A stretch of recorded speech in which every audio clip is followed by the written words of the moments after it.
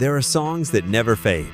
Time goes by, trends change, but they're still there, alive, powerful, sounding as if they just came out of the studio. The rock music from 60 years ago left an indelible mark, and some of those songs not only survived but dominated every decade that followed. In this video, you'll discover 12 rock anthems that have already turned 60 and still resonate with the same force. Timeless classics, riffs that still shake you to the core, and lyrics that still have something to say. Listen closely, because if you recognize them, you carry the soul of rock within you.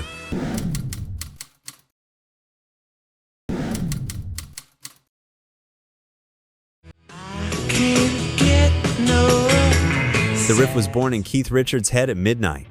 Half asleep, he recorded it onto a tape, and the next day, Mick Jagger finished the lyrics in just 45 minutes. The result was a direct hit at the heart of rock, a song that in 1965 sounded like pure rebellion. With its distorted guitar and lyrics mocking the emptiness of consumerism, the song struck a chord with the disillusioned youth that couldn't find satisfaction in anything. In the United States, it became their first #1 hit, while in the United Kingdom, it stirred controversy with its provocative tone. Mick Jagger's brazen attitude and the band's raw energy marked the birth of a rougher aesthetic in British rock. In just 3 minutes, the Rolling Stones managed to capture the frustration of an entire generation and turn that unrest into an anthem that still lights up entire stadiums today.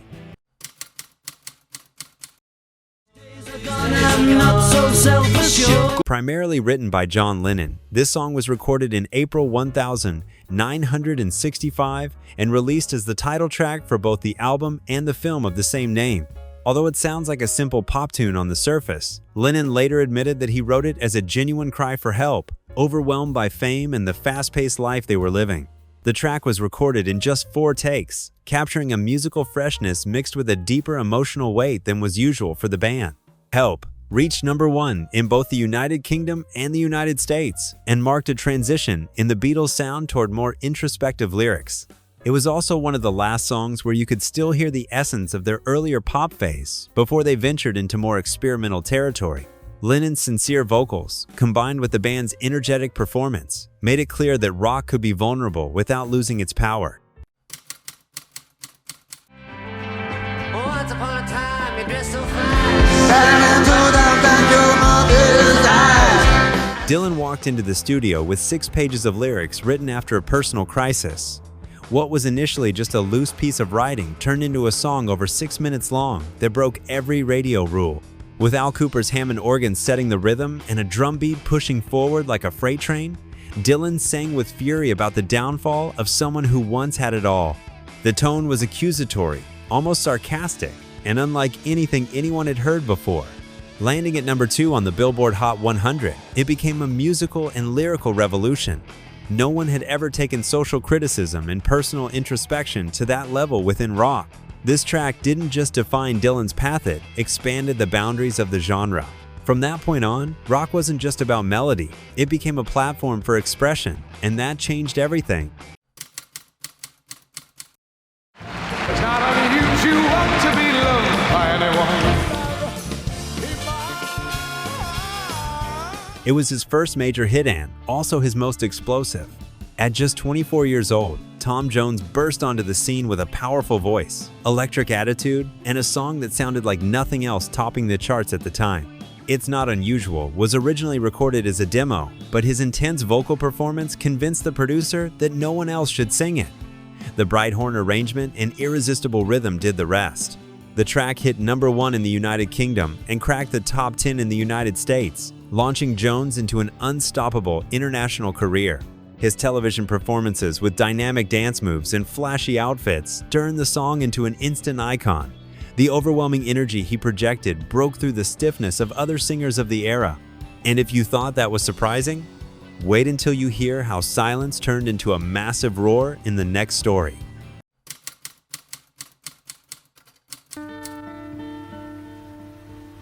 Hello, darkness, my old friend. I've come to talk with you again.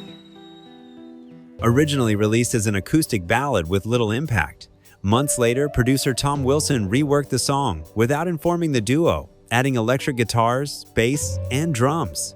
This new version changed their destiny forever. When it was released at the end of 1965, it became a #1 hit in the United States and opened the door to their international career. The song builds on somber lyrics that speak about isolation and disconnection in a noisy world. Its introspective mood, combined with the tension of the electric arrangement, made it a powerful rarity for its time. It was one of the first folk rock hits to tackle existential themes without sugarcoating them.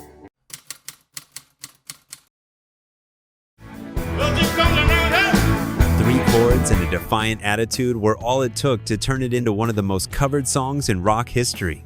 Written by a young Van Morrison when he was just 18, Gloria was released by the Irish band Them as the B-side of a single, but it quickly took on a life of its own. Its raw, straightforward lyrics and repetitive rhythm connected with garage bands and teenagers who found in its simplicity a genuine form of expression. Although it wasn't an immediate commercial success, its influence ran deep. Bands like The Doors and Patti Smith reinterpreted it, and it eventually became a symbol of youthful freedom.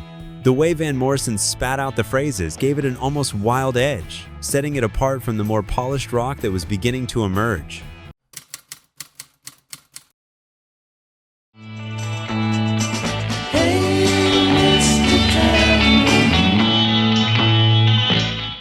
Although the song was written by Bob Dylan, it was the Byrds who took it to #1 with a shorter, more melodic version featuring electric guitars. Recorded in January 1965, their interpretation defined the sound of folk rock. Carefully crafted vocal harmonies, a gentle rhythm, and the unmistakable 12-string Rickenbacker guitar that became the band's signature. The label decided to use studio musicians for the instrumental parts, except for Roger McGuinn's lead vocals, which gave the track a more polished, commercial finish. Despite that detail, the impact was real. Mr. Tambourine Man transformed the way protest music was perceived, blending introspective poetry with modern production. It was also the song that drew Dylan closer to the electric sound that would soon change the course of his career.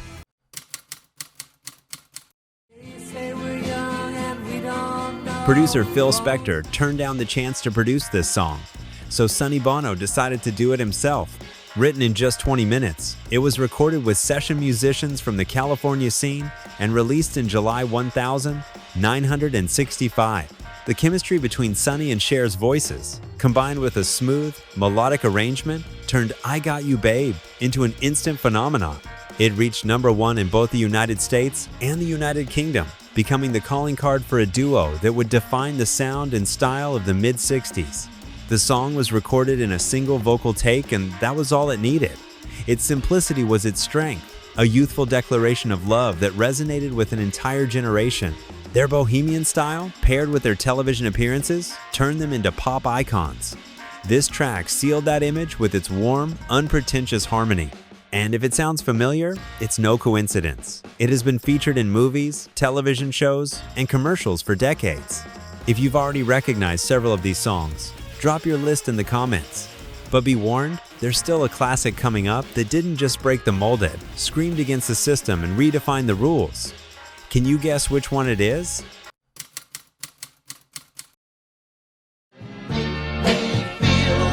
Released at the end of 1964 and gaining popularity throughout 1965, this song was the first to feature David Ruffin as the lead vocalist for The Temptations. Written by Smokey Robinson and Ronald White, My Girl was built around a bass riff that paved the way for a smooth, elegant, and deeply romantic melody. Its polished production and impeccable vocal work quickly turned it into a hit.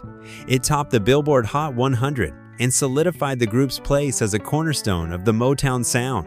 The song was recorded at Hitsville, USA studios with the session band The Funk Brothers, capturing a warm atmosphere that still resonates today.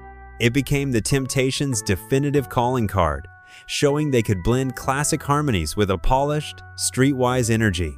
Its presence at weddings, in movies, and during unforgettable moments has made it a timeless staple of popular culture.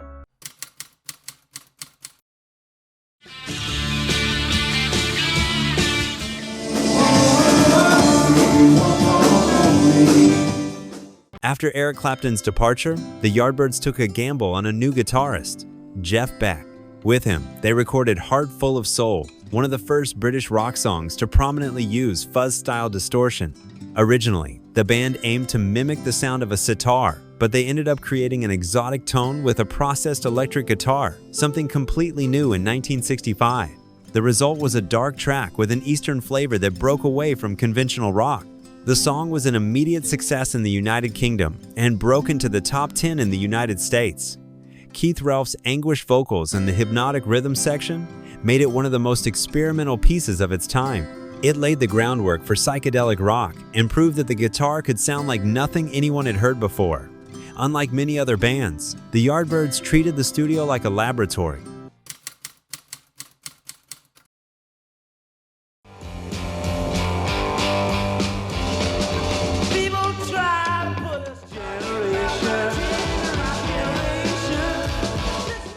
Pete Townshend wrote this song out of frustration with the British upper class, particularly after a woman told him to move his car because it didn't belong on her street. That moment sparked the creation of a defiant anthem. Roger Daltrey's stuttering delivery wasn't accidental. They wanted to convey youthful anxiety and rage, and it worked. Musically, the track was aggressive for its time, with distorted bass and sharp, cutting chords. My Generation reached number 2 on the UK charts and became a generational statement, not just because of its lyrics, but because of its attitude on stage. The Who smashed instruments, shouted, and challenged everything. It was one of the first times rock genuinely sounded like a real threat to the established order.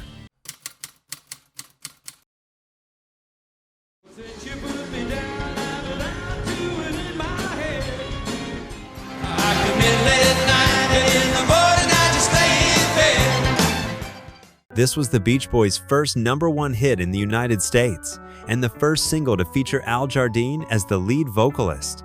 Written by Brian Wilson and Mike Love, the song first appeared on the album The Beach Boys Today, with a simpler arrangement. But it wasn't until it was re-recorded with more energy and a catchier rhythm that it found the sound that would make it timeless. Its blend of bright vocal harmonies with lyrics about fleeting heartbreak struck an immediate chord with audiences. It was recorded with the Wrecking Crew, the most important group of session musicians on the West Coast, and marked a turning point in Brian Wilson's creative evolution. Even though the lyrics spoke of heartache, the melody invited listeners to move. That intentional contradiction revealed a new maturity in the band without losing their signature beach essence. Sometimes, it only takes a few seconds for a song to transport you straight to another time. No matter how many decades go by, there are songs that don't aginaut out of nostalgia, but because they still have something to say, they still resonate. These anthems didn't get stuck in the 60s, they stayed alive. If you made it this far, tell us in the comments. Which of these 60-year-old anthems still sounds as fresh as the first time you heard it? And if you enjoyed this trip through time, don't forget to leave a like, subscribe, and hit the notification bell. See you in the next video, where the music keeps living on forever.